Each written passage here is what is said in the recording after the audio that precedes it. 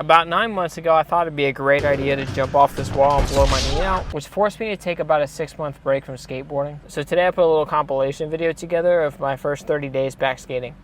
How many tries does it take to land a kickflip when you haven't skated in 6 months? Let's find out. So I started out trying a couple of ollies to see if I even still remember how to pop, and it turns out I do. Well, kind of, because I missed the flick on the first try but got it on the second one. However, that one sucked, so I had to do another one, and I got this 2 tries later.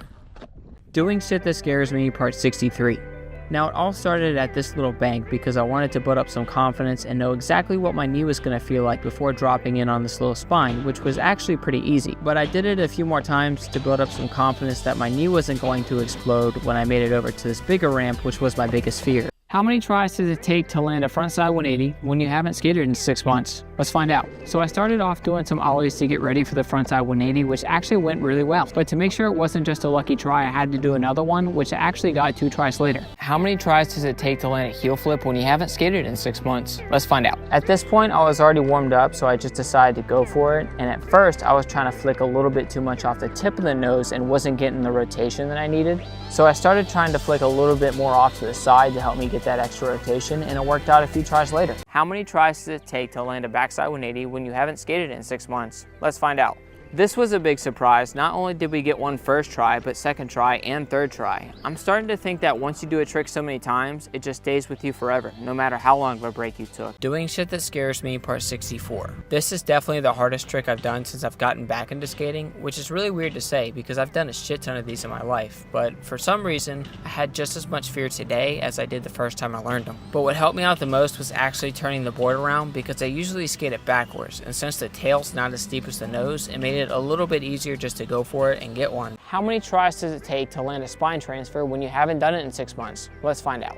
So at first I started doing a bunch of rock fakies and switch rock fakies just to make sure I could still do them before trying the spine transfer that I bailed first try. But then I told myself I had to do it next try, and I actually kept that promise. Doing shit that scares me, part 65. So I started out doing some power ollies just to make sure I could still do them before heading over here, which at first I thought it was going to be easy, but then I started getting in my head. But after a couple minutes I told myself, hey, if you don't do this right here, the wind's going to blow your camera over and destroy it.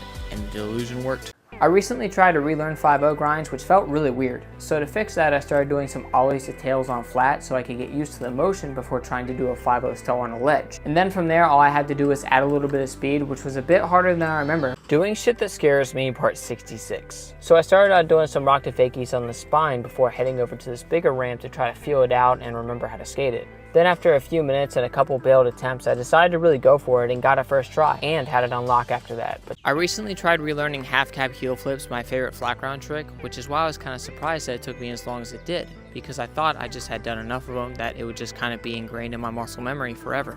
But instead I had to refigure out how to bend down properly so I had enough weight on my heels and not too much weight on my back foot. How many tries does it take to land a fakie flip when you haven't done one in 6 months?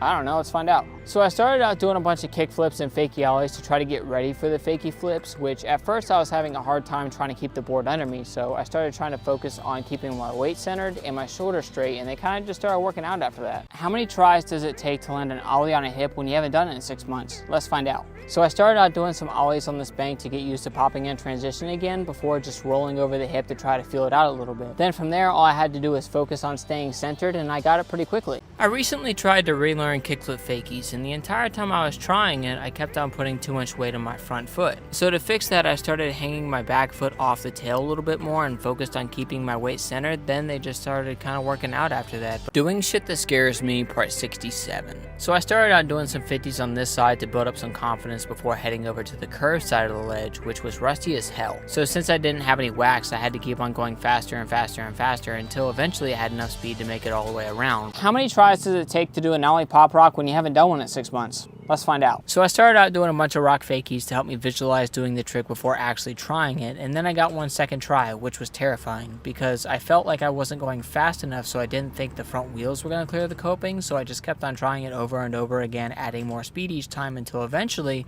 I figured out the speed that I needed to be comfortable, and that's So I tried to kickflip into this bank today, but it turns out I forgot how to kickflip. Or at least that's what it seemed like because I was struggling just to get a kickflip on flat. But I decided to go for the bank anyway and just ran into every single problem you can possibly run into, from being scared just to messing up a kickflip every single way you can. But I knew if I kept on trying it, my kickflips would eventually work out, and I ended up getting it twice, and this was the better one. So I wanted to do a 50-50 grind on this ledge, but it looked really tall. So after doing a few warm-up grinds, I decided to hop on there stationary, and it turns out I could still ollie that high, and it didn't seem that bad. At least until I started adding some speed, because that's when it was the scariest, but I focused on keeping my waist centered and was able to get it eventually. How many tries does it take to do a kickflip on a hip when you haven't done one in at least 6 months? Let's find out. So I started out doing some kickflips on flat and a fakie before trying one over the hip. In my first few tries, I needed to bail just to shake the nerves. Then from there, my biggest problem was not getting my front foot back on the board, which I found out was because I wasn't keeping my shoulders straight. So I started focusing on that and was able to get it pretty soon after that. And the answer is 17, but that's doing shit that scares me, part 68. It's kind of embarrassing that this tiny curb on a bank terrified me, especially because I've dropped in on ramps taller than me. But the thing that scared me the most is that it wasn't like a normal ramp. Because of how small it was, I thought if I put all my weight on my front foot, I would just go tumbling down the ramp, hitting my head on either the pillar or the pole jam down there. But after about 45 minutes of slamming on my hip over and over, I finally got over it.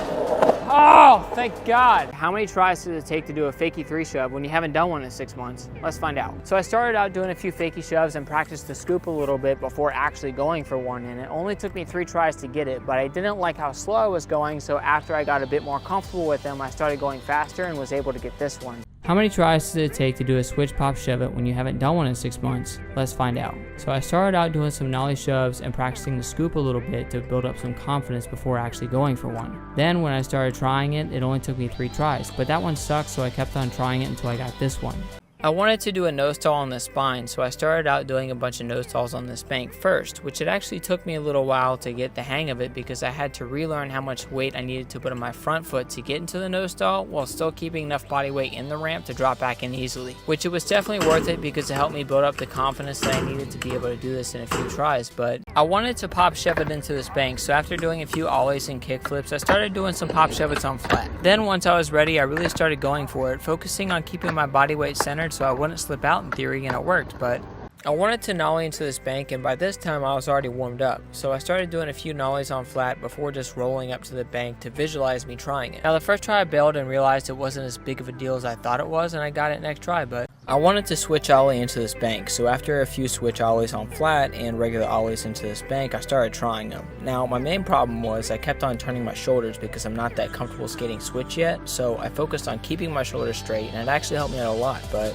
I wanted to fakie crook this quarter pipe, so after a few tail stalls, I actually did one first try. But I wanted to get a better one and to make sure it wasn't just a lucky try. So I kept on trying it, and a couple minutes later, I was able to get multiple that were much better. I wanted to do a 50-50 180 out on this ledge, so after warming up, I started doing a few frontside 180s out of the stall before actually going for it. Now the first problem I ran into was I kept on putting too much weight on my front foot, so I started focusing on keeping my weight centered, and that did help out a lot. But I'm still having a hard time popping the 180, so I think I'll have to try this on a ledge that's a bit longer so I have some time to adjust my feet, and then from there I'll be able to get a solid consistent pop in theory. But how many tries does it take to do a 50-50 shove out when you haven't done one in 6 months? Let's find out. So I started out doing some 50-50s and some front shoves on flat to help put up some confidence, and it actually helped out a lot, so much so I was able to get one in 3 tries. And the answer is 3, but that's I wanted to blunt transfer the spine, so after doing a few rock to fakies, I started trying them. Now the scariest part was definitely getting into them because I haven't done one in a while and I was afraid of not locking in. But after a few tries, I was able to get into them consistently, giving me the confidence that I needed. But I wanted to do a nose stall on this 4-foot quarter pipe, so after doing a few nose stalls on the spine and some rock to fakies over here, I decided just to try to get into a nose stall to feel it out a little bit. Once I got that, I had all the confidence that I needed to come back in and had it on lock after that. But I wanted to switch transfer over the spine, so after doing a bunch of switch rocks, I added a little bit of speed and started trying. Which at first I was terrified of putting enough weight on my front foot to go over to the other side of the ramp, so I started trying to hold on a little bit longer each time until I almost hung up, and then the fear was gone.